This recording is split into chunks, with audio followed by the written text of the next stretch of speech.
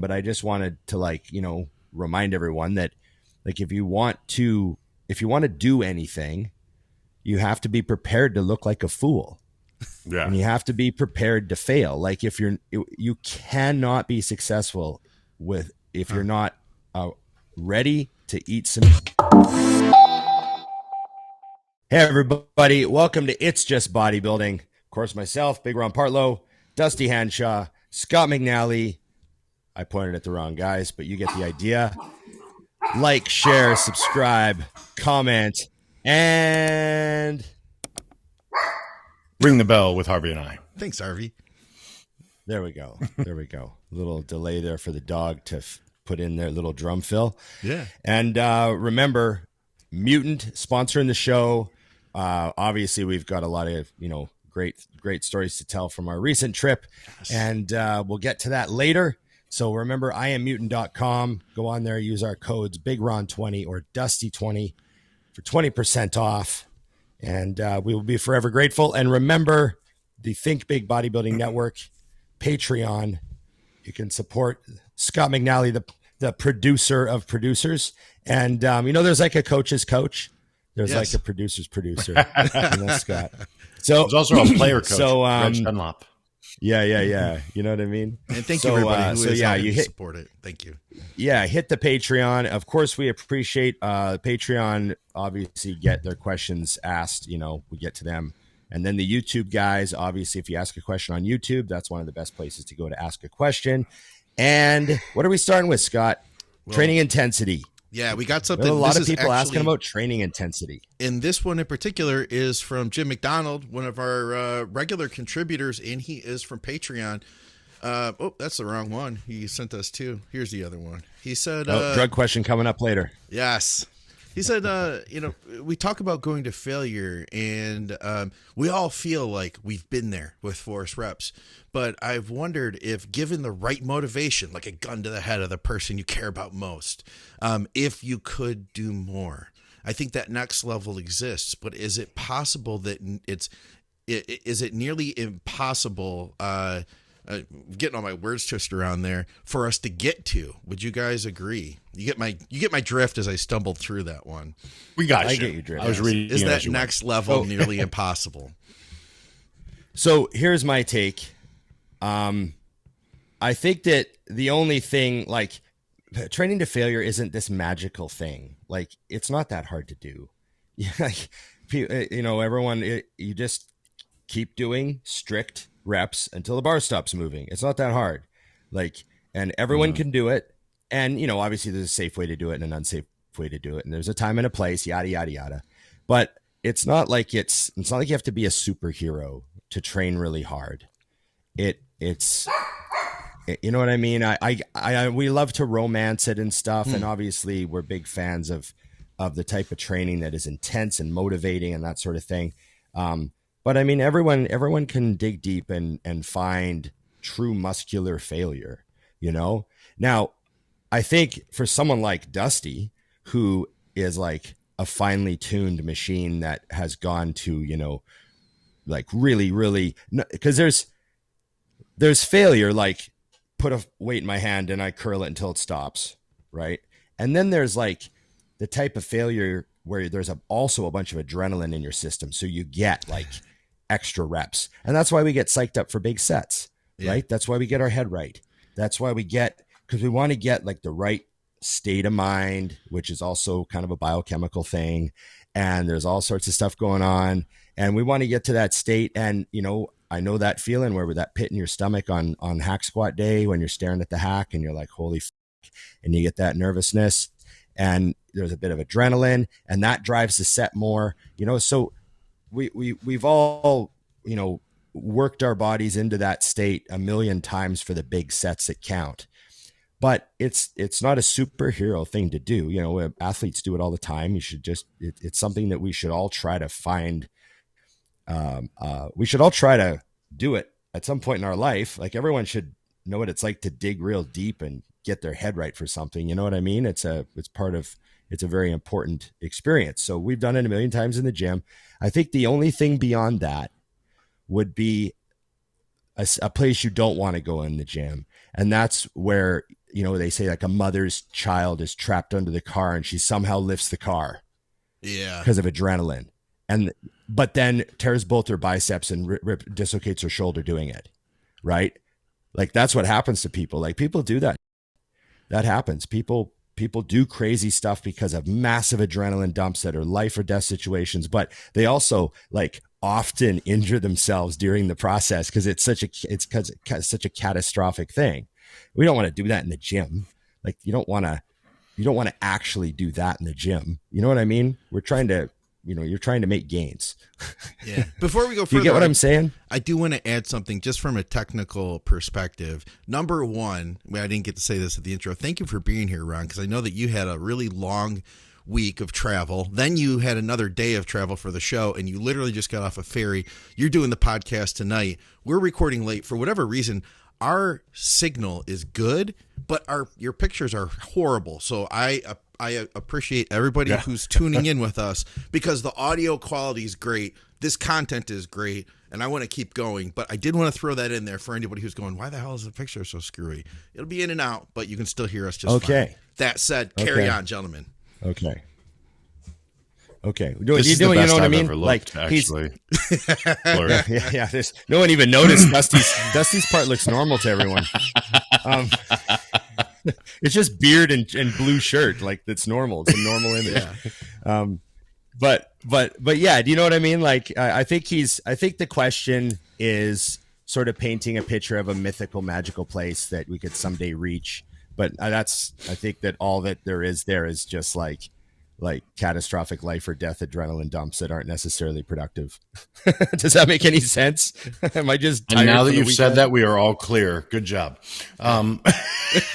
You somehow cleared the screens with that answer, and now we're back. I cleared the air. But I was going to add that the one thing that we've stressed a million times, I think a newer athlete will not understand is he probably, and this goes for most people, they probably think they're training as hard as humanly possible. And then a more advanced and experienced lifter watches them and says, nope, there's more. And in their head, it's like, no, there's not. Like I was there. I know. And what people don't get is that intensity absolutely, and we've covered this on the show before, it increases over time. So what I considered intense at the beginning of my career versus the middle versus the end were all very different things. Because your mind can go to a further place and then take your body there. And I don't think there's any way around that other than experience. Even if you're already the hardest mother effer I bet you in 5 years you're even harder. It's just one of those things that I've seen and watched. And it's great when you see it in a young guy because you're like, as intense as you are now, just wait. Because I think that a lot of people let the mental side get in the way. They don't realize how much is really there. I mean, I have a guy right now, great kid, and I feel bad because every time he sends a video, I'm like, okay, I think I can add a plate to both sides, and I think you can probably get 5 more reps also. Right. And I mean, and I have to tell him, I'm like, this is actually good news because what I'm telling you is imagine what's going to happen to your physique when you find this. Yeah. And I'm sure when he's reading it, he's like, dude, I barely got that. Are you out of your mind? Add 90 pounds and do 5 more reps? Yeah. And I'm like, well, it might be 10. I don't know. Yeah. So. Yeah, when I remember go ahead. Oh, I'm sorry. I was trying to jump in. I didn't realize maybe. No, go ahead. Do. I just was going to say that I remember training in my parents' basement when I was a kid and just thinking like curling, listening to AC/DC and just feeling like this is the most intense thing. Like I really felt it 110%. But 5 years later, my definition changed. And, 5 years after that, it changed again. Where it's changed the most is training with a more advanced lifter. That's where I've really seen it turn on. And the light, I've always said it's like when new light bulbs turn on, training with people more advanced than me. And I recognize that I have more in the tank, that I could take it further. Sometimes, it's something we all can do, but you're right, Dusty. It's just like over time, it just keeps evolving. So, you can't expect to just walk in the gym and do exactly what Dusty does out the gate. It's something we cultivate over time, and part of it, I think, is what our central nervous system is capable of. I learned that because when I got sick, all of a sudden my like central nervous system was shot. And all of a sudden I'd start that, just when the set started getting good, when you start feeling that burn in the muscle and you say to yourself, okay, these are the reps that are going to start counting, plug in for it, because this is where you really get serious. And then my brain would just go stop, and I'd have to put the weight down. And for me at that point, to me, it was like just a mental stop. My body wouldn't go any further. And so I had to it redefined failure for me in the opposite way, I guess. You know what I mean? Right. So it's like, and then I've had to rebuild it from there. So it's a constant thing. And I feel like, yeah. That's the most awful thing I've ever heard. Oh, no, dude. Like, catastrophically, mentally I'm sorry, but my brain was like broken when I heard, like I would be shattered. No, that's still where I'm at. If I'm completely honest with you, man, that's still where I'm at. Is I can't push to the intensity that I had before. And, it's something I've had to come to learn to, live with, and, still find how to plug into bodybuilding in other ways. And I'm not saying I'm where I was 2 years ago, but it's nowhere where it had been, and I can't, I can't access that. That's a whole other conversation. But, there are, I guess, other elements than just the weight stopping. Like, Dusty, what you're capable of on like a nervous system level, and you too, Ron, is it's been trained.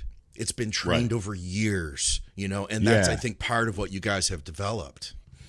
Well, they say the same thing when you go to a doc. Like, I had to do PRP and stuff before. Yeah. And the doctor warned me. He was like, all right, well, when we go into the knee, you're going to jump off the table. So just be ready. And I was like, okay. And he hits the knee, and I'm talking to him. And I was like, so when is you going to tell me before the bad part? And he goes, it's happening now. And I was like, your tolerance for pain. And he goes, this is so weird. But he said, I had already sent Matt in there, my old training partner. And he goes, both of you talked the entire time during this. And he goes, funny. People literally like crawl out. He goes, I see grown men and like with their eyes watering up and tearing up. And he's like, it's gotta be getting used to pain. Yeah. So it's an interesting thing because that's a mental and physical side as well. What I was going to bring up too that people have to keep in mind is even when you get to the highest point, we've all had one of those sets where even for you, it's off the charts. Yeah. Where like you'll be training and all of a sudden you realize during the set you can't hear anything anymore. And you're just blasting out, and then you finish the set and you rack, and it's like someone grabbed the old school volume and just turned it back up slowly. And I always used to think when that would happen to me, I'm like, why can't I do that every time? Like, because that to me is the set. And you're like, I mean, I've maybe had 20 of those in my career. You know what I mean? And you're like, why can't I just call on that? You know what I mean? Yeah. It's one of the things that I try to do now in the gym is, I know I'm not going to lift, heavier weights and all that stuff. I know that stuff's, certain things aren't going to happen anymore. Certain movements I don't do, but I try to get a set that really is like an experience once in a while. You know what I mean? Like I still hit those sets occasionally. Like the other day doing legs, I had a really great set where I got more, I sort of know how many reps I'm going to get with a weight. I'm like, if I get 8 to 10 with this, I'm going to be really happy because that means like I'm holding my strength and everything's like, I'm maintaining like a certain level of muscle, and I'll get in the machine and I'll crank like 12 and I'll be like, fuck, okay, I still got it. I can still dig a big set out once in a while. You know what I mean? That and yeah, like those sets don't happen all the time to everyone, but that's because there's a lot of things going on, right? And also too, one of the arguments against training to failure is that it limits the amount of volume you can do later in the workout. It affects your performance on all your following sets, which is true. Like there's a certain trade-off, right? If you don't go to failure on any of your sets, you could do a whole bunch of sets that are pretty hard. If you're smashing those types of sets, then your ability to do 20 more of them is like hugely diminished, right? So So there is a trade-off, like how much, volume do I, like, you know what I mean? That's what we're always doing, is surfing the curve. That's why we only go to failure on X number of sets per workout. Like Dusty would do, how many 4 sets for back that you'd go to absolute failure on, or something like that? Yeah, 3 to 5 max. Right. So there's a reason why we limit it. We don't do 15 of those. But no. but even of the 3 to 5 sets that you do on your back day that are all out, if maybe one of them is like that, where you blast a new number, and you know what I mean, you go to that, your music disappears for a minute, and all that stuff. That's like a really great day in the gym, and that is a skill. And like you said, I remember watching a video, one of the Battle for the Olympias in the old days with Lee Priest, and he like turned and cracked a joke to somebody, and then he just turned and just like got under 3-plate incline and just unracked it and did 10 reps himself with no spotter, and he goes, you should be able to train hard, you should be able to just flick it on like a light switch. So, I remember that. That's a great transition, because I wanted to ask you guys this, because I know my answer. But how would you tell someone newer to the gym to a routine or something to help them get more intensity out of their sets? Like right before a set, is there something you would tell guys to maybe do to help them get their mind in that place? From observing Dusty, they need an OCD. They need something OCD. So they take the wraps off, and then they put the wraps back on. And then they do their set, and then as soon as their set's done, they take the wraps off, and then they put the wraps back on, and it's time to do the next set. I'm just kidding. I've joked with Dusty about that before. I've used cues like that. Like, I know that's your thing, Dusty. I've used that where I've had a song where I'm like, this one part of the song, when I hear this, like it's almost like I try to like do this like mental hypnotism thing where on SoundCloud you can just like grab the screen and pull it, and you can see like the waves where the the parts of the song are, and I'll just like pull it back, and I'll be like, okay, so if I pull it back here, I'll be where I want to be in about 30 seconds, something like that. And I've done that for multiple sets. Like every time, just roll it right back to that same spot. And I'm like, when I hear that, I use it almost as like this like programming, where I'm like, when I hear that part happen, there's nothing that can stop me, period. Yep. I've done that a lot with songs, because a lot of heavy songs, like there'll be a guitar riff for maybe 15 seconds, and then the drums will hit. You know what I mean? Like that's sort of a a rock thing, right? There's that opening riff plays 3 or 4 times through, and then on the next one, everyone hits. And so you're staring at the leg press, and you press play, and you're like, the countdown is on. Right. Yeah. The countdown is on. You crank your belt, you step into the press, you put your feet up and set them, and the riff is looping around, and you unrack it, and then it's time to do the set. And you can't pull out because you're in it, and the song started, and you're on the train, and the train is just going. And I've done that a million times, Scott. I know exactly. You know that, or sometimes like there's this one live Pantera track where Phil like talks for a few seconds. Ooh, yeah. He's like, oh, thank you guys. Our record came out #1. And this one's fuck Bob. You're not going to hear this song on the radio or in your, the only place you're going to hear this song is in your car. And then they launch into Suicide Note Part 2. And it just hits like, so I'll be in the hack squat unracking it while he's talking. And I'm waiting for that. And then when that drum roll comes down, I like rep 1. It's on. And so like I've done that a million times. I did that for years and years and years. Like my whole time I was bodybuilding and competing, I did that with music. So that's like, and it's great. And it's awesome to hear you say like sliding it back, letting it go. And, you're right. Cause it's like, once it starts going, you're on that train. It's happening. I saw a guy, I don't know who it was. I mean, maybe it's one of these Huberman wannabe guys that, is giving life advice, but, he was saying like one thing that really helps people get out of bed in the morning is start counting down from 5. Really? Huh. Like if you're laying there and you're like, I have to get up, but I don't want to get up. Just go 5, 4. And you're like, I have to. 3, It's closing in. 2, and you swing your feet out of bed. And I remember hearing him say it, and I was like, man, that just sounds like a little thing. And I remember it was like, I don't know if it was the next morning or whatever, but I actually was laying in bed. And I was like, I don't really want to get up. And I just started counting, and I was like, I have to now. Yeah. Like, because hey, your mom used to do it. It's like a deal I made with myself. Yeah. I made a deal with myself. I was like 5, 4, and I was like, man, this guy got in my head now. Like whatever he said, it like got in my head. And now I've done that a bunch of times, and it's exactly the same thing. It's like sort of creating like a subconscious, link to a countdown in your head of some kind. Yeah. And you just know that it's begun. Like there's nothing you can do. It's out of your hands. I love that because I've never heard this breakdown that you guys just did. So I'm like super stoked that I asked, because that's the magic for people to figure out their way to get in that system. Because I don't think people realize that I'm a believer that systems are supposed to be part of our life. It makes things easy when you do. Like Ron drinks the exact same shake before bed every day. And I would argue that if you took the shake away, his sleep would be different. Because that's part of his routine. Yeah, that's part of his routine to tell himself, okay, now we're going to bed. Yeah. You know what I mean? Yeah. You do the same thing with your dogs. At least I do. It's like, it's a routine. They know when we go out the last time, right to bed. Like I don't have to, they know.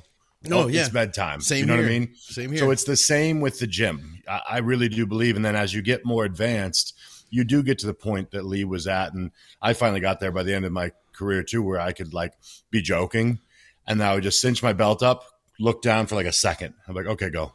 And then you're ready. Where earlier in my career, it was a 30-minute drive to the gym with the perfect music. Then it was focused out of my mind the entire workout. And don't talk to me.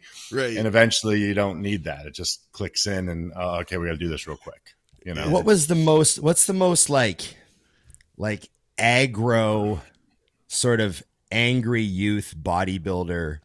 What year was that for you when you were like the most hat down, headphones in when you go in the door? God, I just let the whole world know. Let the whole world know I'm here to talk to me. Like every bodybuilder has like a year where they're at their peak. Well, I think that for most, it's long before you get good. Still walking around with a big D-ball head. Yeah, everything is wrong at the moment, but you are locked into it. I have to slightly sidebar this, but there's memes you'll see now where it shows like a guy standing there in a different gym outfit, and another one next to him, and it breaks down the number of years you've been in the gym underneath of it. And I swear to you, they're flawlessly accurate. That's amazing. I'm like, that's exactly what I did. By the end, the shirt is big and baggy. So are the pants. You look like you're hiding. And in the beginning, you're naked. You're in the gym. Right. The gym science, bro science life guy did a video about that. And he had like the second stage was like the gym bro where you wear a tank top. And he's like, congratulations, you finally made it. You're big. For the first time and the last time of your life, you're going to feel like you've accomplished something. Right. It's downhill from there. Yeah. You're soon going to start feeling continually inadequate. Yeah. Yes. Yeah. Oh man. That's classic. That reminds me of the, I don't know if you guys ever saw, but when who was it? What the hell's his name? David Goggins sent the birthday message to Joe Rogan. Did you guys ever see that?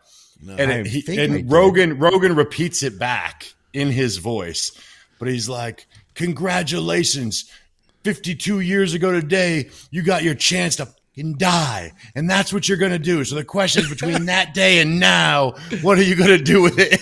And I was dying because that's literally how you look at this process too. It's like, now that you're big, congratulations, you will be small for the rest of your life. Yeah. Until you retire and don't care anymore. Yes. You'll always be nagged. Okay. Only by you. So, anyhow. Okay. What's the next on one, that poor guy's subject. That was good. That was real good. Yeah, and I guess, too, one of the things I know, because we kind of brainstormed this one a little bit because we like the question so much, it's just so important because that's how we make our progress, not only in making muscle growth, but I have seriously found that the people I've worked with, the guys who train the hardest, not only are the guys that get the biggest, they're the guys that get the leanest, the fastest, the easiest too. You can see a night and day difference. And as a coach for going on 15 years now, I have enough of a cross section of people to say that I'm 100% confident in that statement. I am absolutely confident in it too. And you know, I've got lots of guys where they'll ask me if I'll help them for a show, and I've already seen them train, and I'm like, sure, let's go. You know what I mean? And then every once in a while, you'll get a client and you'll be like, hey, send me videos. And you're like, oh man, like me and Dusty have talked about this many times. Like you could have got 5 more reps. Like you could have 5 more reps. And those people do not get as lean as fast. They have to do way more cardio in their mind. You know what I mean? A lot of times if you find someone who's like, yeah, I have to do like 90 minutes to 2 hours cardio to get lean. It's like, what do you mean you have to? Like, that's what you think you always need to do? You know, it's not like they just do it for 2 weeks to like crush the glutes or something. Get a finish. They're like, they think that this is like the normal prep, like 90 minutes is normal. Like, 12 weeks out, it's normal to be doing 90 minutes, 2 hours every day. And obviously there's exceptions, but I'm just saying in my experience, like once you're doing more cardio than you're training, you're now an endurance athlete who's dabbling in weightlifting. You told me that like 5 years ago, and I have stolen that line a million times since because it's perfectly sensible. Ron broke that down. We were like, having a pizza and a steak over across the street from his house, and we came on the subject, and he said that, and he broke it down. He's like, how can you spend more time doing cardio and claim you're a bodybuilder? Yeah. Aren't you doing endurance? Because if not, the time spent would be higher on the side of what you are. And as soon as he said that, like my brain exploded in how simple that was. Yeah. And I'm it's like if someone, it's a law of specificity, right? Your body will be what you train it to be the most. Like that's how a lot of it works. So if you train it to be one thing and then you do like an hour a week and another thing, like what do you expect to be the best at? Yeah. Right. The thing you train every day to do, right? So the thing you spend the most time on is what you're going to be the best at. And are you supposed to be bodybuilding or getting really, really, really good at going upstairs? I don't know. You'll be great to going to Germany and visiting the cathedral. Yes. Oh yeah, we have to talk about that today. I don't know. So the next one we had was what are the best pieces of advice that you would give your younger self for putting on mass? What are the most important pieces of that puzzle? So the younger Ron, the younger Dusty, if you go back and say, hey, you stupid kid, listen up. This is the game changer. This is the thing you don't know. What are those things? And I know that's a big one to just drop on you, but I would have like there was several times where I got unnecessarily heavy and I ate too much fast food. Yeah.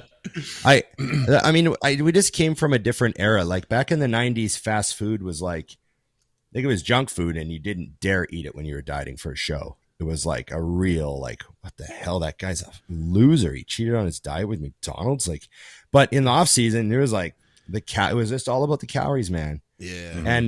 And I mean, we put on a heap of muscle back in those days with, really good drugs. And that was definitely a part of it. Like with, moderate, like really reasonable because things were so expensive, right? Remember how expensive gear used to be in the 90s? So it'd be like, and how poor I was. Lower doses of really good drugs and just eating our faces off. And everyone got huge, like, and so I am a big believer in eating to get big, but, I think I ate a little too much, I didn't need to eat as much garbage as I did, not quite. And I should have been a little more moderate with my rep ranges. I think that part of some of my injuries and wear out, stuff that's wrong with me is from, I spent an entire decade in the 6 to 8 rep range to start with, which is like, that's a lot all the time, like leg pressing in the 6 to 8 rep range, like plates on plates on plates, no dates. None. Waste of All time. the plates, none of the dates. All the plates, none of the dates. You know, I mean, obviously, I definitely fell victim to what Ron said as well. That being said, the only alteration I would make to that a little bit, just for people listening, is that's where you also have to know yourself. Like, I have clients that I have to do that are way tighter than other ones. Their body wants to get fat, and and it's such a tricky line because you got to be at an excess of calories to put on mass, but like barely, you know what I mean? And you can't go beyond that. But for me, it was that, and I think that I got it later, but less is more is what I had to get to, because I just loved, and still do, but I love to train more than anything. I got into bodybuilding because I love to work out, not the other way around. So it was very difficult for me to not train 6-7 days a week, and even train in the morning and then have a buddy call and be like, "Hey, did you train this morning?" I'm like, "Yeah, but I'll come again. Let's go." Oh my God. Like, there's nothing I would rather do than train. And I can't say I regret it, because those are some of my best memories. I mean, I have more memories from the gym than I do the stage, for sure. That's cool. Yeah. But I mean, if you want good advice on how to be a better bodybuilder, it was definitely, I had to learn less was more, especially with, I mean, volume and frequency. So, you know, that, like we've talked about before, the difference is so interesting, because nowadays I think there's too much information that's leading us to be weak in all areas, not just the gym. But I think we can all attest to, back in the day, the idea was to be the sickest training person in the gym. Like, you wanted people to think you were insane, because that meant you were hardcore. And now you want to be a scientist. No, I left 17 reps in reserve. I see that. You're 162 pounds. Yeah. But you know what I'm saying? Like, I do think, while we're leaving this advice, if I could lean guys in one direction or the other, do our mistakes instead of the ones that are being made now. Huh. Yeah. Yeah. Yeah, I'd agree with that. That's funny that I have to, like, I've already kind of admitted to it before, because I remember doing a post on it. Uh-oh. But what Dusty said about wanting to be like the hardest training guy in the gym, that was always like a goal of mine. Like, I remember specifically thinking it. And I remember I made a post about when I moved one time when I was younger to Edmonton. I would have been 23 years old. And I moved to Edmonton, and that's where I lived for almost 20 years and did most of my competing out of Edmonton. And I moved there to train at this old Gold's gym that was on Stony Plain Road. It closed like a year and a half later, but everyone was training there, and it was like the bodybuilding gym. And I remember when I moved there, I knew that all the bodybuilders trained there. I knew that all the, the national level guys trained there. There was this one big heavyweight that trained there that everyone knew, and and this was back in the late 90s. All the gurus of the region all trained there. You know what I mean? It was that gym. Awesome. And it was very, very centralized. Like, everyone was there. And I remember thinking, like, I have to earn everybody's respect here. Like, they've seen me compete. I won the big show that just went down, and now I moved here. So everyone knew I was like the current provincial champion, and I was the guy that was going to go to nationals soon, like, I was that guy, and I was young, but I have to earn everyone's respect all over again, because now I'm training here. Like, they only know me as a guy that was on stage, looked good, but now I have to earn their respect in the gym. And I remember specifically seeing those as two different things. Like, they all see me as a good young bodybuilder. That's fine. But I need them to respect me in the gym. And I remember it was separate. They weren't the same thing. I totally and so I just remember, like, the vibe, like, that was an amazing era for a part of my life, because, every day that I walked in that gym, I had to be like on I didn't want to look like I was fucking around. Like, I walked in, I said hi to everybody like I am, but I went straight to the leg press and fucking got to work. You know what I mean? Like, I was that type of guy, hat down, like, just like that mentality. And I always asked people for spots, because I thought the worst thing in the world would be to do a set and just rack it with reps left with all these people around me. Yeah. I can't let them see that. Like I have to train so hard that everyone in the gym is like, what the fuck is he doing? And so that was my mentality. And yeah, it might be dumb. It might not be optimal, but it was just how I was. And so I would ask everyone for a spot. I'd go up to a perfect stranger and be like, hey man, I need you to give me a spot on this hack. Cause I'm going for 8. And the guy'd be like, okay, and he'd come over and I'd tell him, don't fucking touch it. Don't touch it. I'm going to die. Until I'm going to die. And he'd be like, okay, like I remember that. And I did that every day that I was in there. Obviously I got to know everybody and everything like that. So it wasn't like I was asking strangers very often, but it was just a great atmosphere. But that was 1999, 2000. That was a certain era. Like the message boards were a thing. Like it was just a crazy time in the gyms, And I was on like a mission to be respected by everyone around me because I respected them. Like these are the national level guys and the coaches that had helped them and all that stuff. And I wanted to belong, So I don't know, maybe that will help somebody out there, a little motivation in the gym or you know what I mean? Just help people understand, what the vibe of the gym was back then. It was pretty awesome time. Yeah. Yeah. Yeah, I can relate to all that. I've said this one before. If I were to go back and tell myself anything, it would have been that after I got out of photography and came back to Michigan and took just a blue-collar job to figure out what I wanted to do with life, working for the pop company or soda for people not in Michigan or Canadian, it was too much physically. Like I burnt up too many calories, and the amount of food that I needed was so high to grow. I could have gotten bigger than I did. I ate so much food, like so much. We're talking like 8,000 calories was at my peak.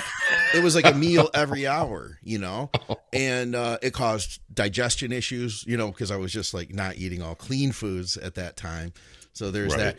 And you know what else? I wanted to throw in one thing, Ron. You said something about how everybody just wanted to be as big as they could, and that was kind of the mindset back then versus now. You know what I think part of that was for me was that bodybuilding is so hard. Like to make good progress is so difficult for most people. And my attitude had always been that I was literally going to shoot for the moon to try to reach for the stars. You know what I mean? And I feel like one of the things that might hold people back today is they're only shooting for the clouds. They're like, well, I don't want to get too big. I guarantee you're never going to get as big as you try to get. Most of us. So if you don't try that hard, you're going to achieve even less. I just wanted to throw that in there as like one additional old man advice. I would bet that most guys with legit 20-inch arms were trying to get 22-inch arms and failed. Right. Yeah. Yeah. They weren't like just, there's not a lot of guys. 20s. Yeah. Yeah. There's not a lot of guys that were like, I'd like to have a 20-inch arm. And then they just trained till it was 20. And they're like, there we go. Yeah. No. Perfect. That was 6 months. Yeah. Well, that's, I used to say that in the stores all the time. Cause back in the early 2000s, basically, 2001, 2008, women in the gym were getting more common, but there was still that big thing. Like you shouldn't you careful with the weights. You don't want to get bulky. Yeah. Don't get too big. So they used to come in and say that all the time. They're like, I don't want to get too big. And I used to say this to every single woman. And I'd be like, did you ever date a guy that wanted to get huge? And they're like, yeah. I'm like, did he ever do it? Like, no. I'm like, but you think you're going to do it on accident? Yeah. And they would just look at me and go, that's a really good point. What do I need to do? Like it ended it immediately for them. Cause I'm like, your man went to the gym and was eating and doing all this and killing himself. And he never got really big, but you think you're going to like slip and fall and be like, oh crap, I got an 18-inch arm. That's so funny. Not what I wanted to do. I heard a girl, like a woman, she was like a completely clueless, like Gen Pop woman. And she was very nice though, but she's like, yeah, I wouldn't ever want to get like, I don't want to train like heavy and get big like bodybuilders. I just want to look like how some of those Olympic athlete girls look. And I'm like, that's all. And I go, oh, you mean the most explosive and powerful athletes in the world? Yeah. You mean the girls that have like, 10-second 100-meter times and that can, clean and jerk 250 pounds and, can do standing That's backflips and the girl. Yeah. Like you just want to look like an explosive track and field superstar. Yeah. You don't have to lift any weights for that. You don't, you know what I mean? I had that inside joke with my first bodybuilding mentor, and I don't look totally like a forgot bodybuilder. about that. Rick Davis. I don't look like a bodybuilder. Just a long jumper. Rick Davis was my dad's buddy, good friend, and they all lifted at the gym. Some of the guys were into powerlifting, some of them were into bodybuilding. There was some gear back then, and Rick knew a lot at the time, a lot more than me. I'd train with him sometimes, and we had that inside joke, people who said like, I don't want to get too big. We would say, don't worry, you won't. It was just the inside thing, though. Don't worry, you're not gonna. I remember learning that at like 14 years old. Don't worry, you're not gonna get too big. It's not gonna happen. I one of the funniest things I saw was my one buddy was like, yeah, I don't want to train like you guys. I want to get too big. And my buddy just said, you won't. You've got the worst genetics. Look at your body. He just laid into him.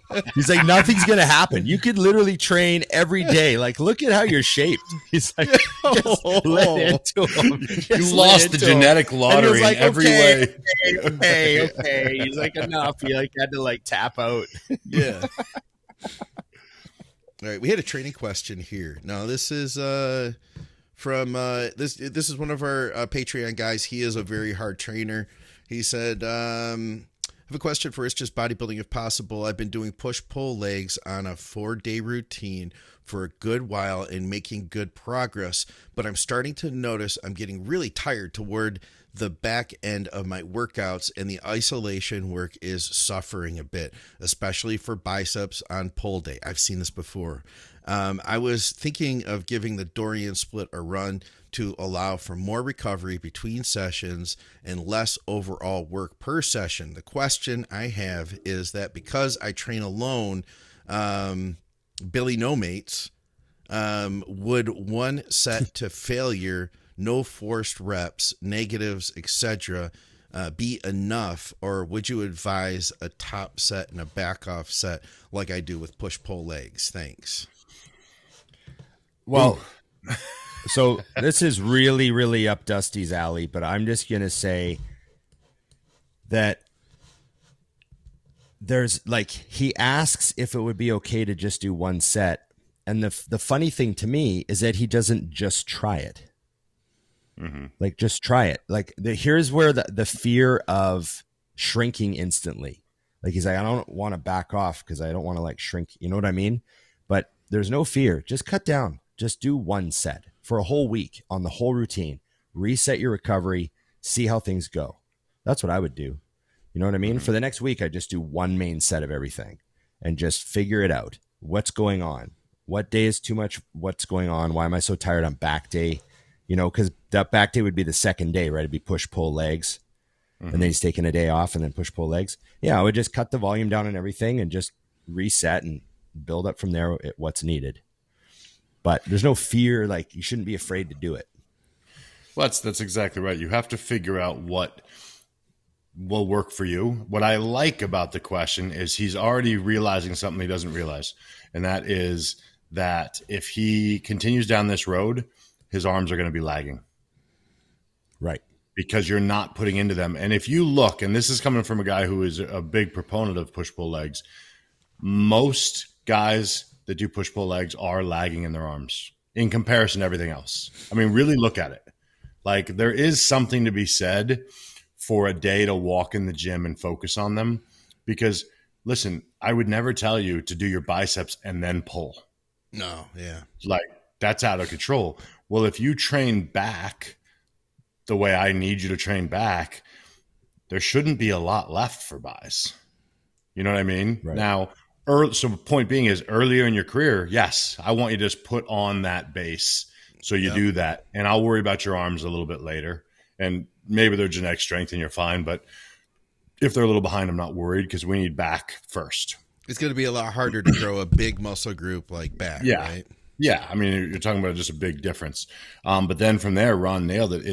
This is where it sounds to me like you're advanced enough to start figuring out what works for you. So you have to give that a roll. And, that first week will probably feel really good because you needed the rest. It sounds like you need a deload anyways. The next week, try again. And then just like, as you leave the gym, when you leave on that, are you feeling like you got nothing left? Because if you're going to the parking lot feeling like, there was more, well, now just figure out where you need to put that more. Because I don't care what program you're doing, there's a line where you should be like, there's nothing else to give. It's time to go home. Yeah. And that's where you need to find for yourself individually. And I feel like it's too bad that there's been such a drive for the right way to train. Oh, you got to do push-pull legs. You don't want to do bro split. Oh no, all the best pros do bro. What works for you? Figure that out. Right. That's how you train. I think there's a huge value in the person's personality type. It matters. Like, let's say there was physiologically one optimal way to train. I don't necessarily think that it would be optimal for everybody. I think that each person's mental state, their personality would change that to a degree. Do you know what I mean? Like, some people are just really intense individuals. Some people are very, very they really need to be constantly busy. Other people are really good all or none type people. Like, I think there's a certain, I think training is a little bit different for everyone in that regard. So I think that, that has to match too. Like Dusty says all the time, like, if you tell him to do 20 sets of legs, he's like, I won't be able to stay focused for 20 sets of legs. Like, I won't even I'll be like, like squirrel. Like, I'd rather go in there and melt my brain and be done in an hour. You know what I mean? So I think there's a bit of that too. It's gotta be right for you. It's kind of like how some people really love morning cardio. Like, they love it. Yeah. They say they thrive on it. Well, I'm not going to force them to stop doing it. Say, okay, do it in the morning. I don't give a fuck, and then some people are like, I love doing I was a type of guy where I love doing my cardio at night. My girlfriend would go to bed at 11. I'd throw on the Daily Show, get on the treadmill, pound out an hour. Like, it was like, eat my last protein meal, eat some egg whites, go to bed. It was no problem for me. But for me to do it early in the day was just, I hated it. But I could just pound it all diet long, no problem if I did it at night. So it was just how I was, and I just made it work. I'm the exact opposite of that. Like, I like the morning. Nighttime, I'm like, I don't want to do cardio now. I want to settle down, If I had to, I could. But yeah, it just goes to show how different people are, I remember that one DVD that Jay did. I think it was A Cut Above. Yeah. Where he is going to the gym at 2:30 in the morning and doing some cardio. Yeah, they were vacuuming around him. Yeah, they're vacuuming around him. Yeah, and he's I just doing asked cardio him about that. He came out he used to go, I think he still does, to Central States, Michigan show here every year. And I asked him once, nobody was talking to him. They're kind of nervous to talk to Jay, so he's standing by himself. And I was like, what was that all about? And he was like, why I did it? Because it would get back to all the other guys and it would mess with their heads that I was doing something that they weren't doing. That's what at least that's the story he says now, Yeah. I also noticed he had a little refrigerator next to his bed, in the bathroom. There's a little refrigerator, a little mini fridge. Never opened that mini fridge up, and I wanted to know what was in it, but I had a feeling he got that. Gina probably just cool drinks. Yeah, cool drinks. Sometimes you need a little apple juice in the night. No. Yeah. Yes. Yeah. Or if you're having a really hot shower and you'd like make a cocktail. A little cocktail. Sit in the hot tub. Maybe turns his bathtub on and puts some soap suds in and makes. You want some close. That's all. Yeah, it's possible. Yeah. Why was the lock on it? Anyways, in case children got it, we don't want to get into alcohol. No. Yes. So we did have a bunch of questions here. And we had a couple more from Patreon, but I wanted to throw this one in from Reed on YouTube. And like Ron said, guys, feel free to comment with questions for the next episode. Fat burning supplements, powders and capsules. People used to get plenty shredded without them. Implemented deep into prep, low calories, lots of cardio, etc. Do these do anything other than make us sweat? have you used them and found any success with them? Well, I've said many times on here that I used a lot of ephedrine. Me too. Like I used the ephedrine caffeine for every prep I ever did. I used ephedrine and caffeine like at least twice a day, unless I was running Clen, and then I would pull the ephedrine out and put it back in when you take Clen it in. out. Yeah, and then I would alternate 2 weeks on, 2 weeks off. That's like always worked so well for me that I just kept doing it. It was like an old school thing. It always worked. Yeah. So I just always did it. I'd go Clem for 2 weeks, ephedrine for 2 weeks, Clem for 2 weeks, ephedrine, and I would just go back and forth the whole prep. And yeah, it worked well. And I also felt that, like, you know, by going off and on ephedrine, I wasn't like, you know, getting too addicted to ephedrine. It was like, you know, I'd be a little tired those 2 weeks though. Be like, oh, that'd be I terrible. miss my ephedrine. Yeah. But yeah, you know what I mean? So yeah, I don't really know what it's like to diet without some kind of fat burner, to be honest. I never ever did a natty diet. Like, you know, like really. Yeah. I guess the thing is, I don't think he's correct. They're not a must, right? But you could also argue that guys were getting big before all the machines we have. So should we not use them? Right. I mean, they're at our disposal now. So my argument would be simple. If I'm in prep and for $50 a month, this might help me, I'm in. Like, I don't care if it's placebo or whatever. Like, it's fine. You know, and being that they all have 200 milligrams of caffeine in them anyways, I don't mind that I'm taking a couple hundred milligrams of caffeine twice a day because, quite frankly, I'm tired. So why not? You know?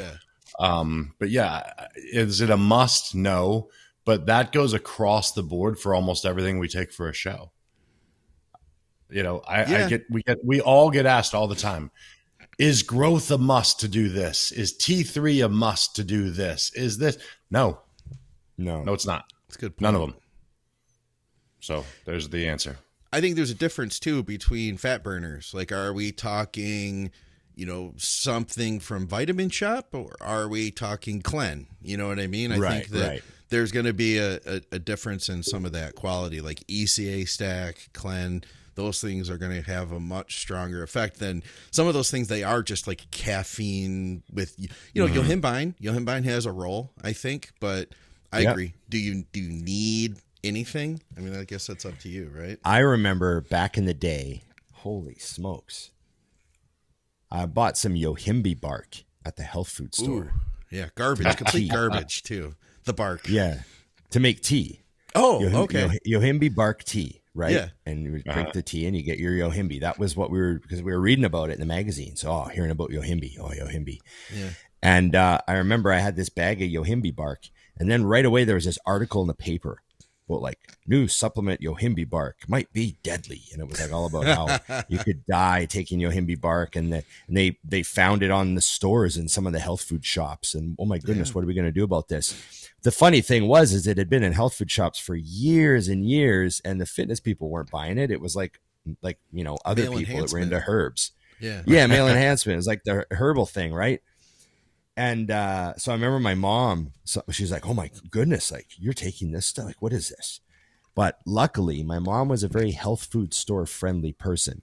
She was a type of person that took all her vitamins. Like, she had a row of, you know, vitamins. She always had the kids on Flintstones. You know, we were like a vitamin family.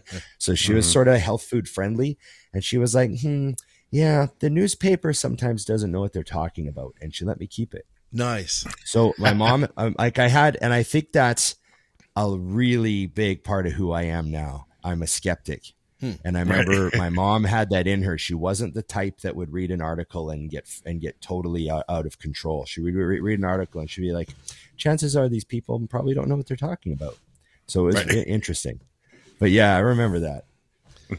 I remember buying a bottle of Yohimbine from Vitamin World, which I don't even know if they have Vitamin World anymore. I remember that, yeah. Yeah, it was like in the mall, and it was on sale. So I was like, oh, I'll get this. And it was before Viagra. So it was the main thing being advertised as male enhancement. It had a picture of an embracing couple on the front, like a passionate, loving, like in the bedroom picture. Right. It was like a romance novel. It looked like a romance novel. I was like, yeah, I need that for my bodybuilding. Yeah. Oh, beautiful. All right. How touching. Let's see if we can grab a couple more before we talked about Germany and stuff. Yeah, we still got to talk about FIBO. Yeah. I wouldn't know. There was like, we'll have to tell you all about it. There was one more that I wanted to grab here, and you know what it is? It was actually. Is it that drug question? We could bring that one up, but I also want to bring this comment up if I can freaking find it, because we had. We'll bring the drug question up, and then I'll find that. How's that sound? It'll give me a minute to find it. It was from Jim again, Jim McDonald, who opened our show for us. He says, do pros use SARMs peptides in research chems? I'm including BPC 157 and other ones with some studies. Or do they stick to AAS, growth, and insulin? Well, the answer is yeah. Some pros do use all that stuff. I mean, think of how many pros there are now. So if you're asking if pros use that stuff, the answer is yeah. I know a ton of pro bikini girls because there's certain bikini coaches that put all of their athletes on SARMs. So there's a bunch of bikini girls at a high level that are all on SARMs, whole bunch of them, and all that sort of stuff, and the research chemicals and all the peptides. So I know there's a bunch of people that use that stuff. However, having said that, none of the bodybuilder pros that I am, in frequent contact with use much of any of that stuff, with the exception of BPC 157 and the TB 500, because those are like seen as a healing peptides. You know what I mean? So those are generally accepted by everyone. The BPC and the TB 500 is sort of they're in like a different category from like all the GH secretagogues and all that stuff. But yeah, I mean, some pros do use all that stuff, but generally the pros that I've talked to, like, at a very high level, it's really good, clean gear, high quality GH. Some of them using insulin. Then there's some other stuff going on like Increlex and stuff that we know about that, certain people it's very hard to get for a lot of people, but we've heard all the stories. But other than that, like there's not, the big bodybuilder pros in the Olympia stage aren't taking like Rad 157, whatever it's called. Like they're not using that. So that's my take on it. Some people call me a dinosaur. I don't give a fuck, whatever. I think that what I would say is there are more and more peptides now that are great products.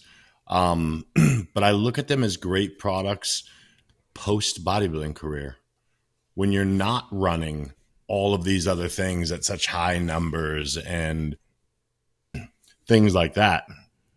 So I think that that's something you factor in as well, because when I was in bodybuilding at the deepest, I was not using any of it. Yeah. And then once I retired, I've brought in not a ton, but obviously I've brought in a lot more, but I'm also taking 200 milligrams of test a week. So, things are significantly different. And I do want to make sure I'm somehow taking care of the joints, doing other things.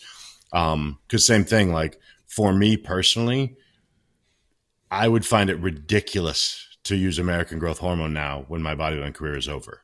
Just financially, like there are so many. I think my advisor would probably fire me as a client if he found out I was using growth just because. Right. Buy another property, he would say. Oh yeah. But you know what I'm saying? It's one of those things. But for the person asking the question, I agree 100% with Ron, which is chances are do some things for ligament and joint health, and that's it. I get asked questions about things I don't even know what they are all the time. What do you think about this? I'm like, I don't know what that is. There's a bunch of exciting stuff. Like I see some exciting stuff in the peptide world.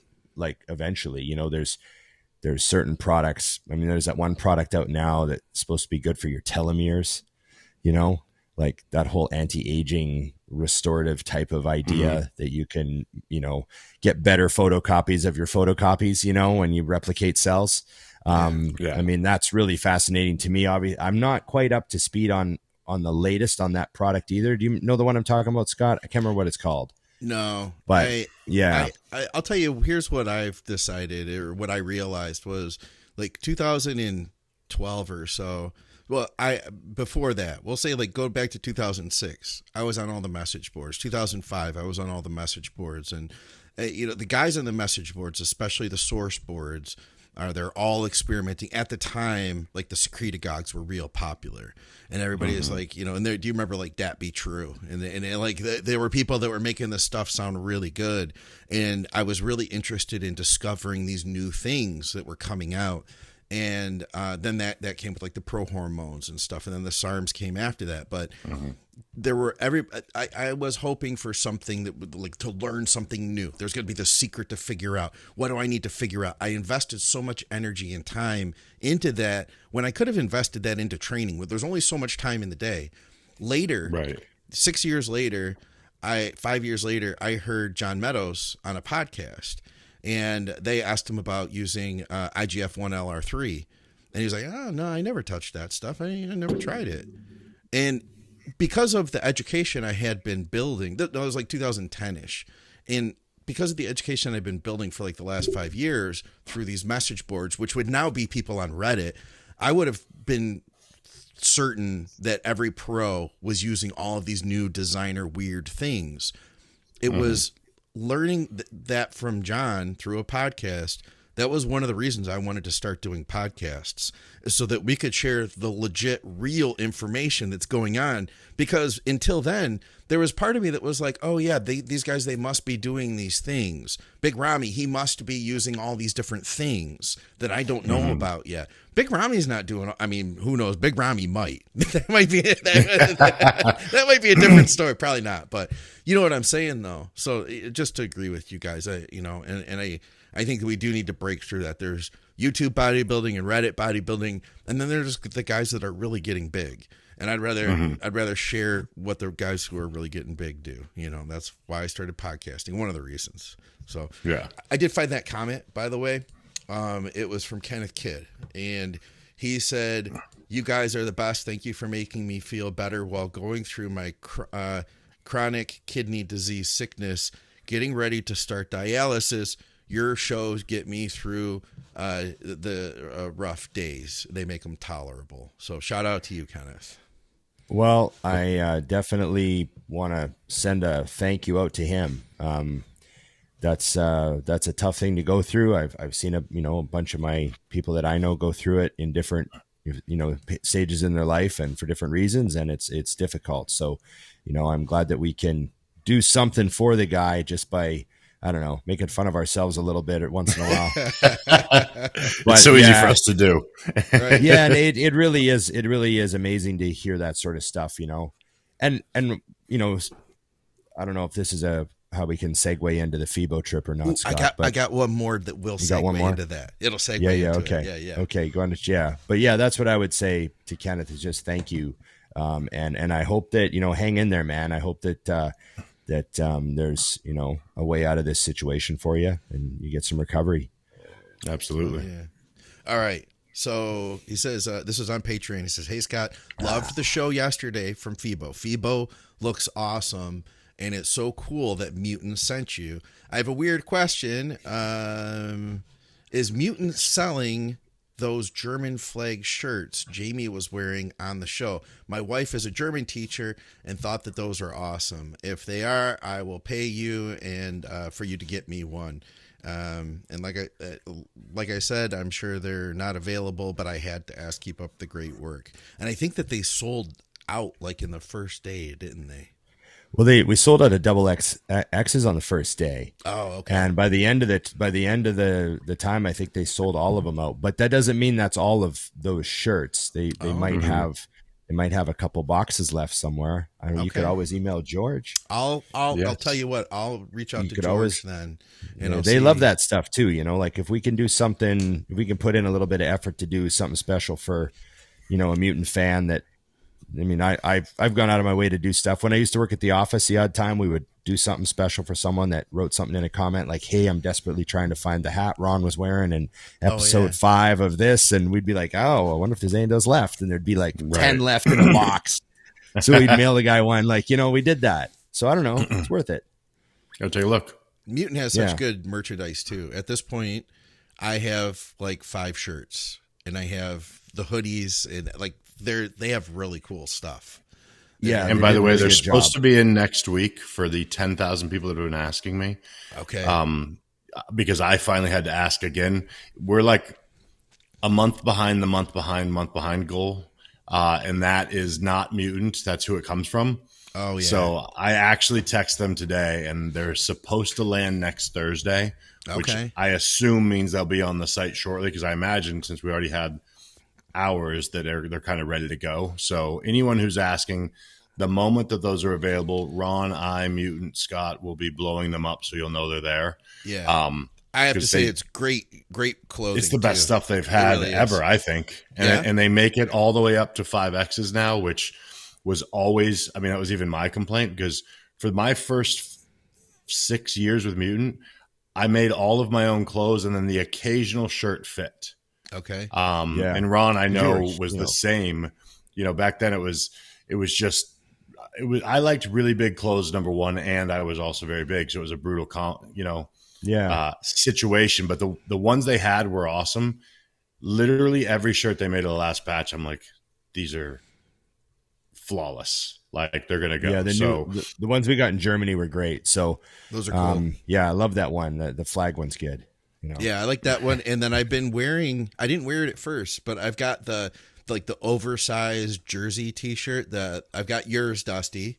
And then I've got the one that just says Mutant on it, the black kind of the sleeves come down to there. Yeah, that's a great shirt. Those are really good. I like those a lot. Those are like perfect for training too. Yes. Yeah. That's what they wanted. They wanted a training shirt. FIBO. We're going to talk about FIBO? Yes. Dude, yes, we have Bring to. me in. Okay. So, Dusty, we definitely missed you on the trip.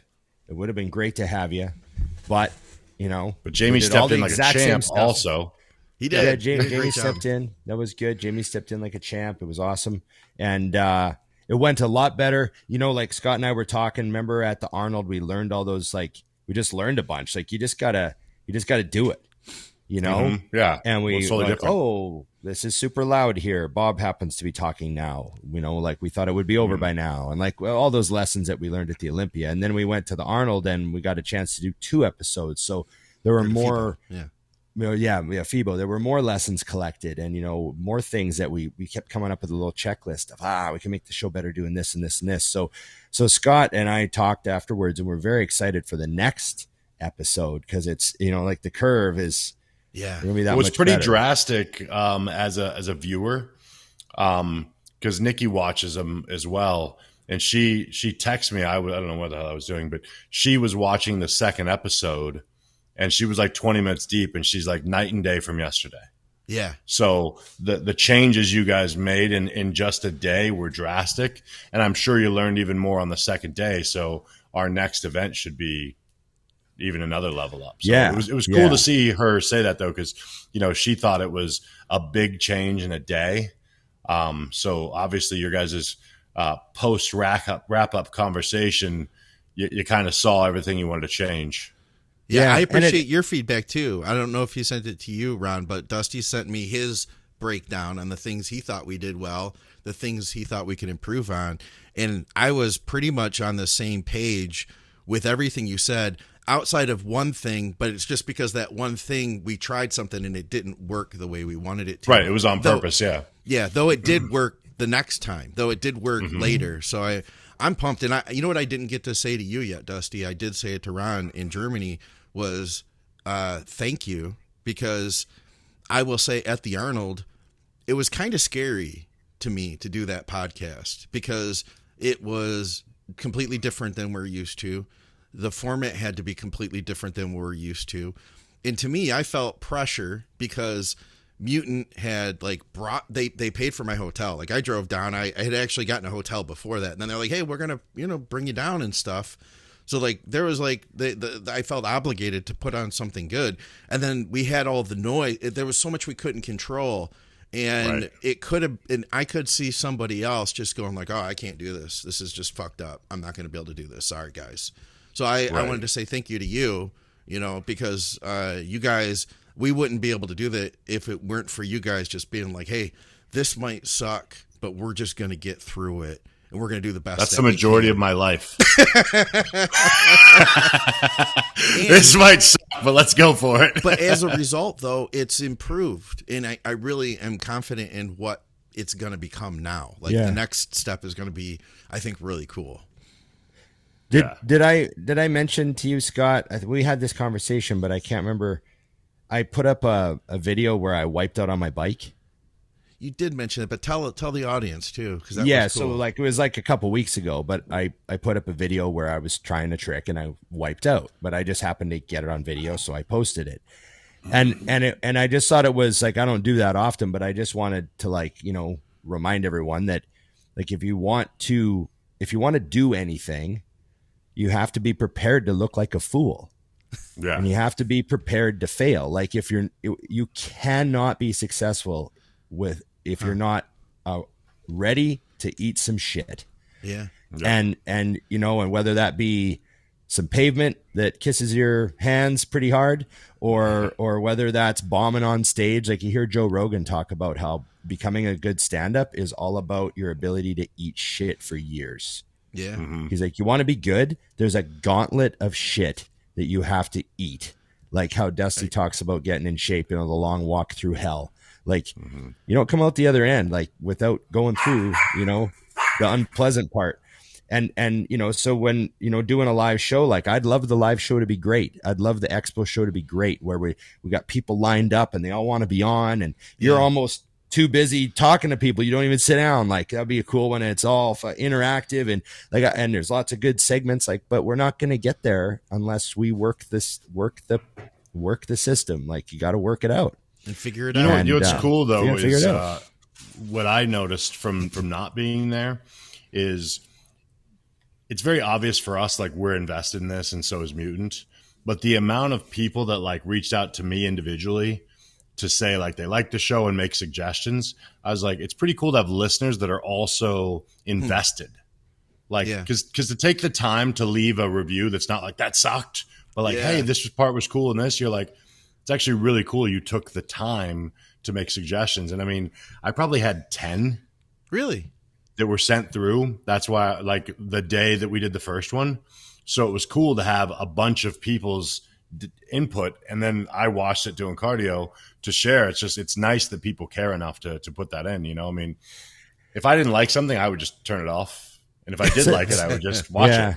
But some of the lessons, and the thing about, like, being prepared to eat shit, some of the lessons you can't learn unless you do it. You wouldn't be prepared. Like, so Scott's talking to someone, right? Scott's standing up and he's talking to someone. He's got the microphone. He's going back and forth. The other person is standing in front of the monitor, the speaker that I can hear. So Scott talks into the mic, and that's why it blocked you, because he was standing in front of it. Yeah, but I could kind of hear your voice too. Yeah. So that's why I could kind of understand you, because I'm reading your lips and I can kind of hear you because you're closer to me. And then you'd put the mic in front of him and he would talk, but he's another 3 feet away. I can't hear him, and he's blocking the speaker. Yeah. So I can't. So the guest talks, and I'm like, shit, I can't hear the guest. And then Scott talks, and I, for some reason, can hear him. Right.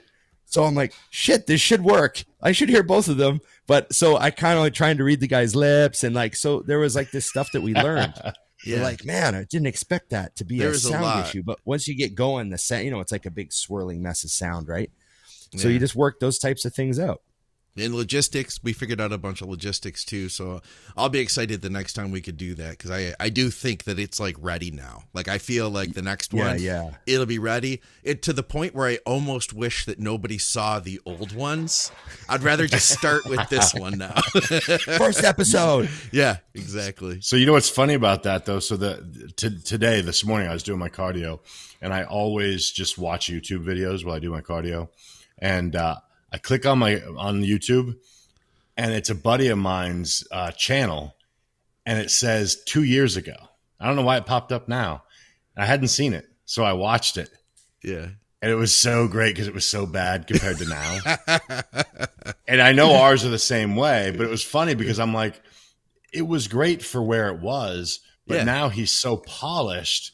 that you're like, oh, I want him to watch this. I want him to watch this just so he can see. Right. Because he does test rides on bikes, talk about them. And he's changed so many things. Like during the test ride, you have one camera looking straight. So I'm like watching the bike and a little bit of the road. And I'm like, so I just started like looking up and doing my cardio and just listening because it was terrible to watch. You know what I mean? I was like, this is awful. And now the camera moves as his eyes move. You know what I mean? So I think there is something to be appreciated about looking at the first ones, especially when you're talking about 4 episodes later. Yeah, that's true. I told somebody the other day that's starting a podcast, and he's making it way too complicated. Yeah. I said, hey, do me a favor. Go back to the earliest Rogan you can find and then relax. Right. Because they were terrible. I mean, it's a polished machine now. You know what I mean? Is. And the problem is we all look at his show and shows like it and go, okay, I want to do a podcast. It's like, well, it ain't going to be that. Yeah. Right. Well, Germany was cool, though. Like, that was the first time that I was in, like, the continent of Europe. I'd been to the UK the year before. Right. I do wish you could have been there, Dusty. It would have been fun. You would have had some good jokes to crack all throughout the trip. I know you would have. you needed them. You would have had your little ins and outs. You would have known the places to go, the things to see, and the places to grab your food. And, you would have had all of that. But Ron was a great tour guide there. And him and Jamie and I went all the way up to the top of the cathedral. I don't know. Would you have joined us for that? Would you have joined us 600 stairs. I already knew what it was. Right when I read, I was laughing. We laughed so hard watch you guys because here's the thing you got to remember. Ron and Jamie are in shape right now. Yeah. And they get to the top. Oh, yeah. And I mean, they're breathing and I'm dying because I'm like, I just wish Ron would have done that when he was like 320. Yeah. No, you did, didn't you?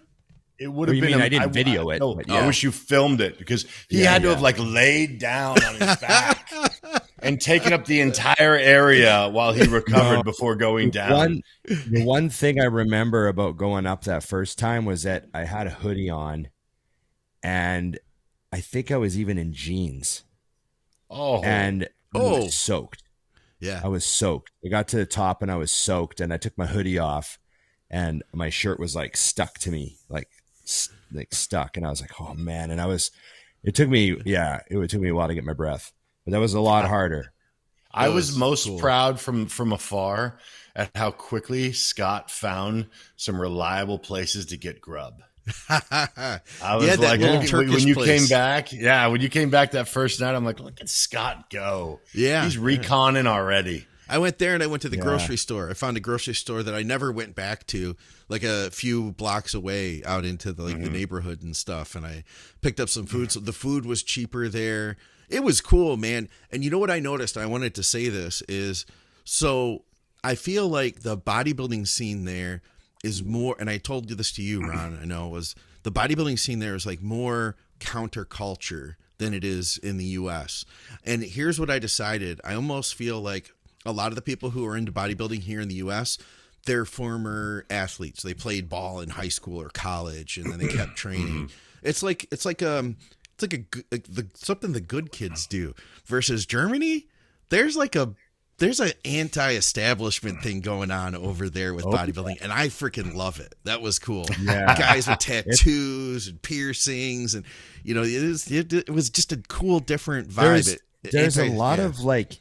There's like a lot of bodybuilders you see that are very metal.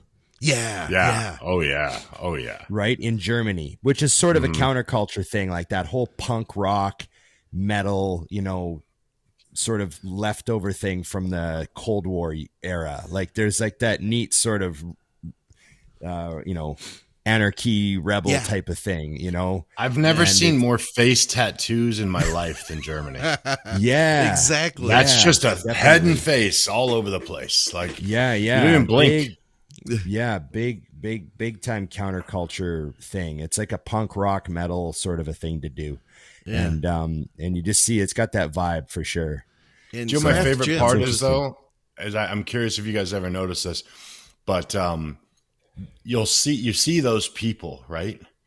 And then when I'm somewhere and I need to find, I usually will see someone like that and I'll walk right up. I'm like, hey, I'm looking for this. You know where that's at? And they're the people who are like, just walk with me. And they're like the nicest people. They're like, right this way, guide you down. This is Mick. He owns the place. You know, well, it's you like, realize people would say the same thing about you too, walking around. Like, you're that huge guy. You think that guy would be so mean. You know what I mean? That's what I love, though, is I feel like people need to put that to sleep.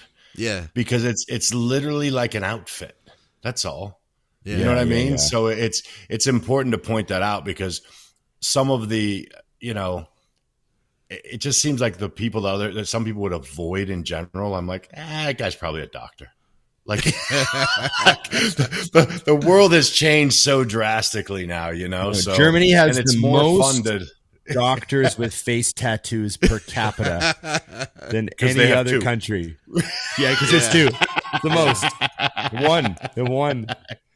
Exactly. So what was your favorite part, Scott, about the whole, and don't say anything about the show, like about being in Germany outside of the expo? Well, I do have to say the expo was really cool because I'd never been to. Well, it was every time. Accurately rated. Well, exactly. But it was so huge. So to explain to people, it was like the Arnold is one big room, and I think the Arnold is bigger than the power room was, or the Power Expo. Like, it's bigger than that, and there are going to be like a lot more, at least this year. There, you know, there's more pros because they're from the U.S. You'll see a lot more of the celebrities in bodybuilding in that room.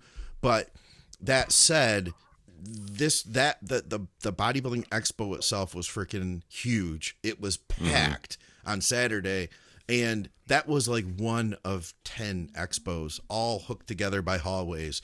So I can't like, it's so big you can't even see. Like, it's just nuts, man. So that, and I would say that just hanging out with everybody from Mutant was the coolest part to me. Like, I've known Andrea for years. We flew out together. We had the same flights. We sat next to each other literally through the whole thing. Like, we were just both really excited. We had never been to, neither of us had been there before. And just, you know, getting to meet, well, I knew Sean, but getting to talk to Sean more, and Jamie and everybody else, Scott and everybody else, it was just really cool to hang out with that group of people and to see how it's done, like how Mutant does things too. Like, cause I'm not part of, like, I'm not a contracted athlete that's going to the Olympia yet. I got to hang out with you guys and, you know, get picked up in the car in the morning. Most days I got picked up in the car. One day they forgot me. Hey, we circled back. Ron thought I got in the other car. He was like, "That's amazing." That's a whole other story. But you know, just all of that, just to hang out with everybody. That was cool. The community that was what was the best part to me. As I frantically tried to communicate with the driver who didn't speak English, that we had to turn around because we left a man. Sounds like can't leave any. Man. No, it's funny. I was the last, so I came down and I saw everyone sitting there. Like, I saw a big group of people sitting there, and I went and I think I refilled my water bottle or something, and I looked, and the van was outside, and there were some cabs. Came back in. I talked to like the concierge for a minute. I looked, and there was no one left in the lobby. So I was like, oh, and I looked outside, and athletes were getting in the van. Yeah. And Jim was getting in a taxi with all the sales guys, and there's 2 taxis that pulled away full of people. And I went out and got in the van, and we drove away. And we're going across the bridge, and Drea goes, "Where's Scott?"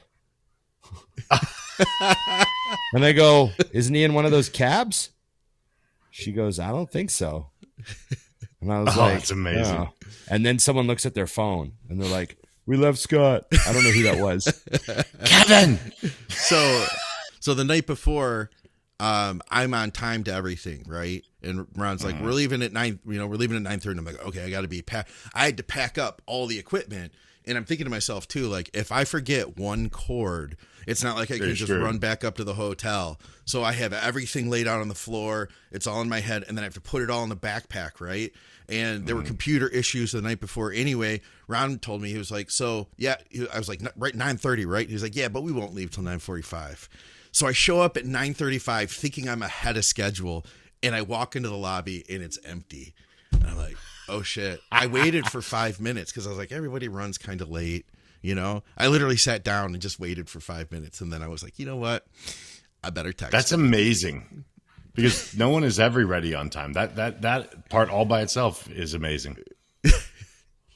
I can't believe Ron was down there at 9:30. It wasn't down there after 9:35. And you know what? We still got there in time. We were okay. Kevin was left at his house, and his family went on vacation.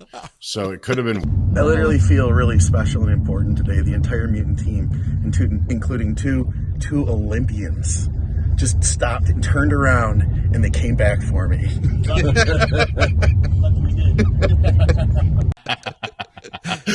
That's all I got to say about that. How about you, Ron? What was your favorite part? I know you've done it like a dozen times, right? You've been there a bunch. Yes. His favorite part was flying home.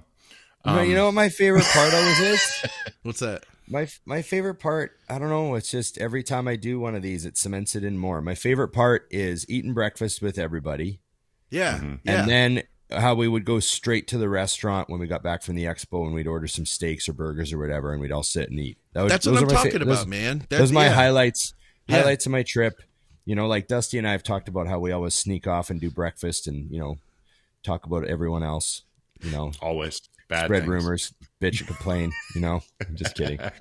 But yeah, it's just breakfast in the hotel. Like, I love a good buffet breakfast where I've got like 2 hours to eat because I got up at 7:30 and I'm like, we don't have to leave till 9:45. I can just sit here and eat pancakes at 2 miles an hour and drink 4 cups of coffee and blah, blah, blah. I just love that. Espresso machine there. That was good. Oh yeah, just keep making them.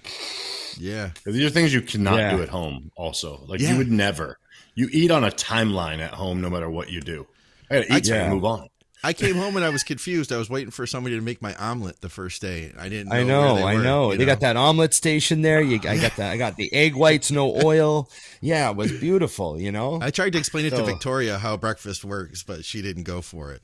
She goes, I'm Canadian, not German. Get out of here. Yeah. It was a good time. That's my favorite time. That's my favorite stuff. We're just laughing, because it's like everyone's in a pretty good mood, everyone's joking around. Everyone's got some funny story to tell because we're all traveling. Like, traveling is when all the dumb shit happens to you. So everyone's got some story, And how was the team dinner? It looked solid. Was it like a pasta place? Yeah. We went to an Italian place. Yeah, it was great. I had a steak and I had some pizza, and it was a good time. Nice. And also our Scottish friend Scott Weston was there for me to harass and attempt to humiliate constantly. He's great. And, I like him. I don't know if you caught the video I did where I scanned the table and I left him out. I went around him and scanned everyone. I went around him.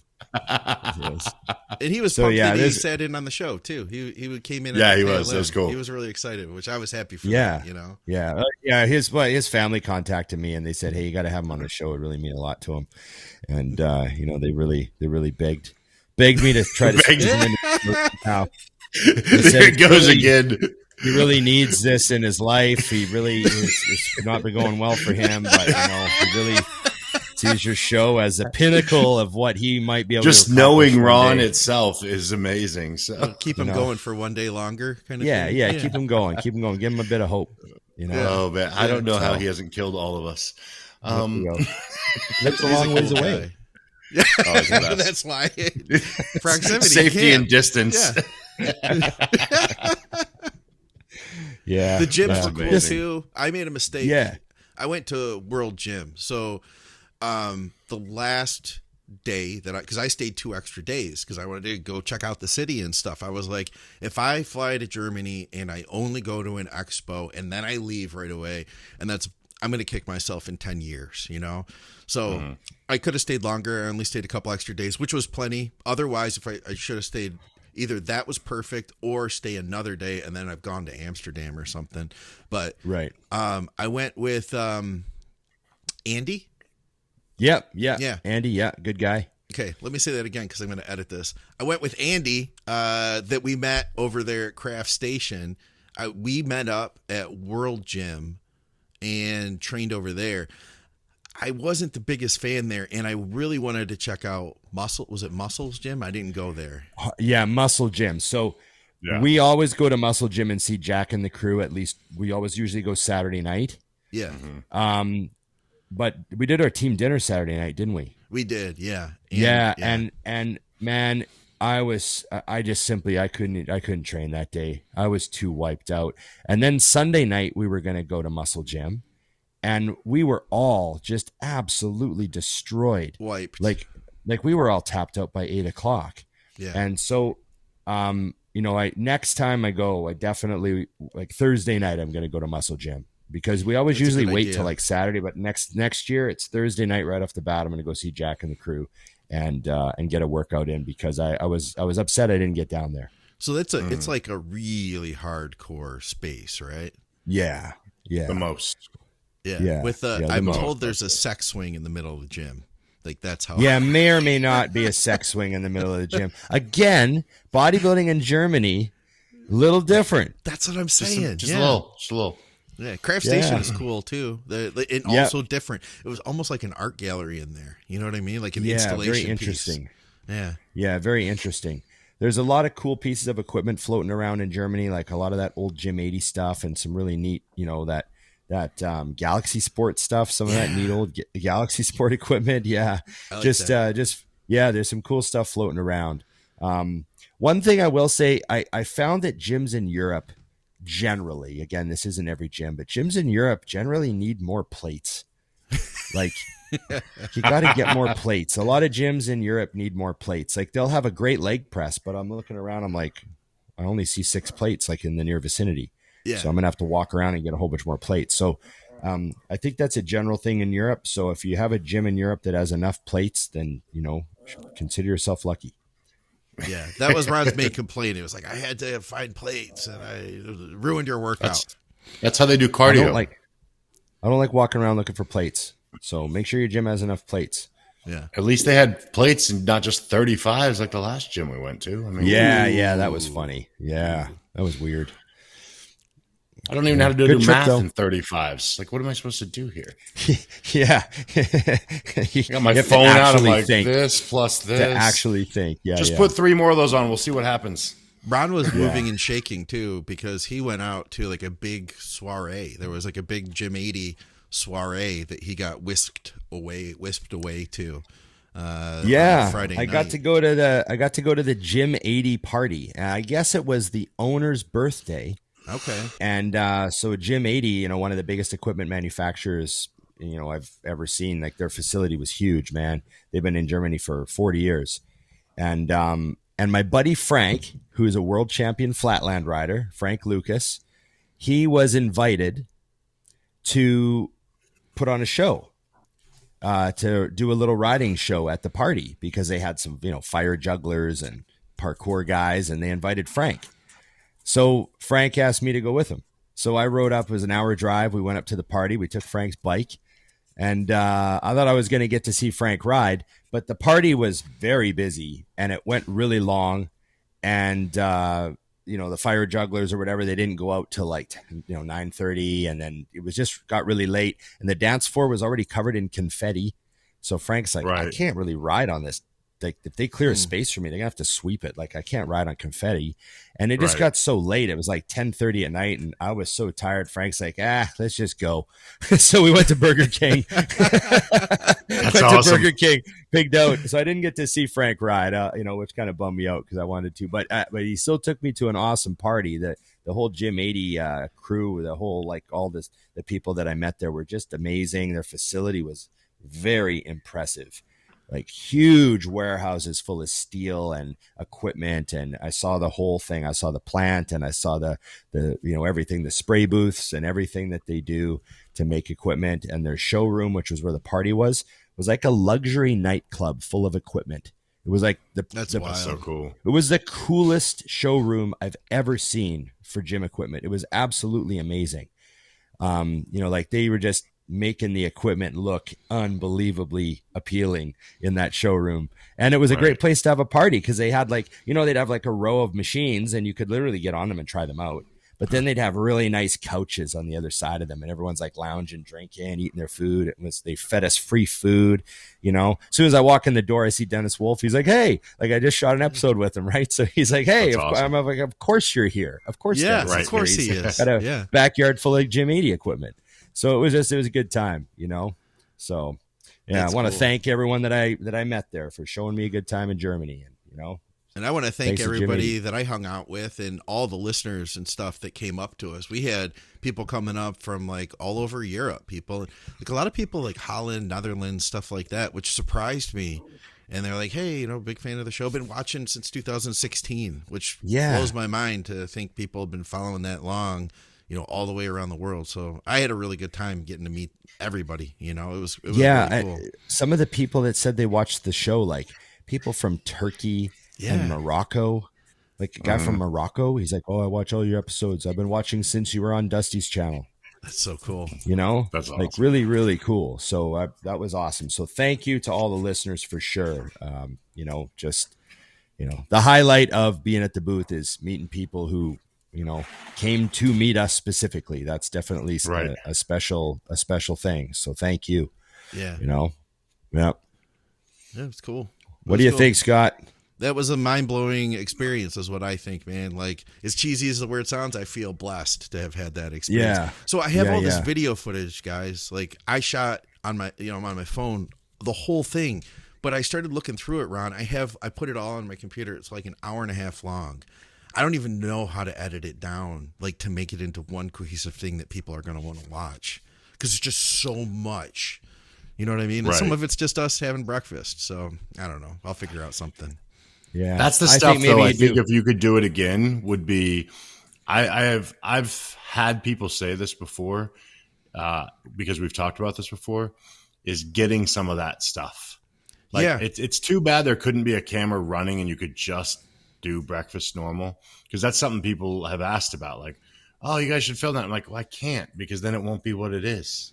Yeah, right. Like, you know what I mean? Yeah. It's too bad, but it's like, it doesn't work as well that way. But I think if you just put together something that shows bits and pieces, I mean, people will enjoy it. Because if I had never been, I would want to know what it is. Yeah. And it's easy for me to listen to these stories and like identify, because I've been there so many times. Yeah. If I hadn't, I would love to see, because when you say it's busy on Saturday, you can't put that into words if you haven't been. You don't understand what that means. Yeah, I wouldn't worry too much. I wouldn't worry too much about the video having any cohesive flow or making sense. Maybe I would just let it be its own little art bomb. Just like we're talking about my life again. Deal with this. There's no context for any of these clips. Here you go. Yep. Maybe that's a bunch of video. Maybe that'll be it. Is this day or night? I don't know. Yeah. You watch it or not watch it. Yeah. Yep. Awesome. Well, I've got to shoot. I've got to go to the gym. Whoa. Imagine. Wow. Yeah, I got to get back on schedule. Meet up Train with the training at partner. 8:07 p.m. What a freak. I forgot it's not 8 o'clock there. Yeah. It's 5:07. That's right. Okay. No, but I'm very happy to be home. And again, thanks guys for moving the recording of the podcast several hours back to allow me to get home from my crazy weekend. And glad we could do it. No, definitely. And remember to like, share, subscribe, comment, and ring the bell. And remember, IamMutant.com, Dusty20, Big Ron 20. Save yourself 20%. Use our codes. Help us out. And Patreon for Think Big Bodybuilding. Go on the Patreon. Become a Patreon member. Remember, for the price of a cup of coffee, you can help a child in need.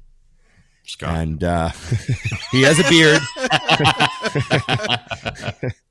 so you could definitely do that. Thank so you we guys. appreciate everyone who was helping. Yeah. Did I miss anything? Is that a wrap up? I have to say thank you too. I just have to say thank you to Mutant. I mean, I can't completely put it into words, but I am beyond grateful that you guys brought me in as part of the team to go out to Germany. That's all I can say is just thank you. It was so cool. Yeah. Second of many. Trying to do things a little differently, explore the space. That sort of stuff. Gonna need more cowbell. Need more cowbell. Okay. Thanks guys. I'll see you again. And remember, it's just bodybuilding.